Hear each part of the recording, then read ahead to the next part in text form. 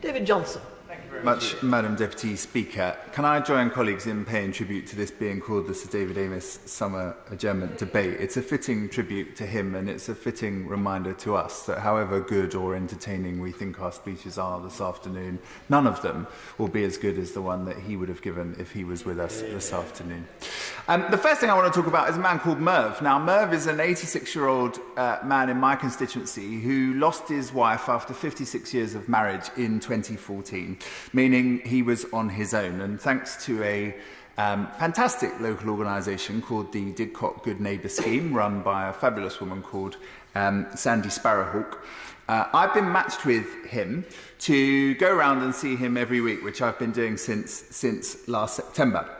Now, Madam Deputy Speaker, this is supposed to be for him, but I can tell you this is the highlight of my week, because whatever is going on here, and heaven knows lots of things go on here, when I get round there to have my cup of tea with him on a Friday at the end of all my visits, he never fails to cheer me up with his stories of being in the army, of driving coaches. He's a great football fan, misguided Chelsea supporter, and we have a real laugh. And the point about this is we now know that loneliness affects not just mental health but physical health. And it only takes a small amount of my time, and I would encourage everybody, both in here who's not doing something like that, but also outside who's not doing something like that, to do it, because I think it makes a huge difference both to them and to you.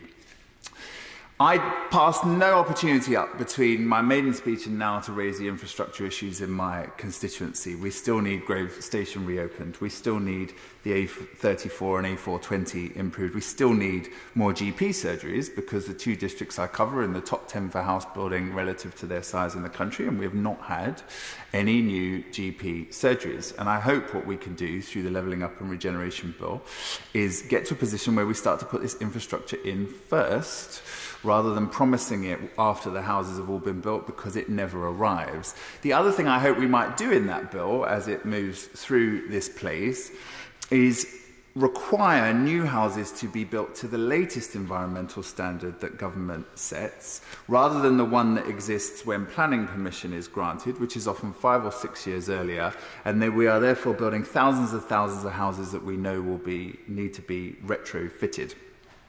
And whilst I'm on the subject of the environment, I'm currently the lead sponsor of the local electricity bill. We're now up to 309 MPs in this place backing that. If you're not, please do so. People argue about whether to have fracking or nuclear or oil and gas or onshore wind. They don't argue about having more community energy, where local communities will be able to sell it to local people. It helps to achieve our net zero goals. It helps promote competition, as well as the vast environmental benefits that has.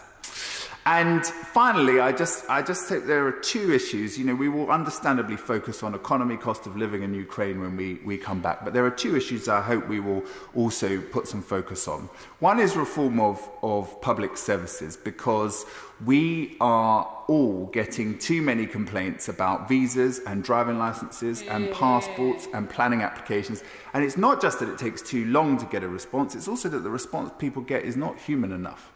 The second thing that I hope that we will do is have an increased focus on social mobility. That's a decades-long problem, but it's something that we've slightly lost focus on in COVID. COVID's made it harder, and we're all going to need to do more if we want to make sure that background is no barrier to people achieving their potential.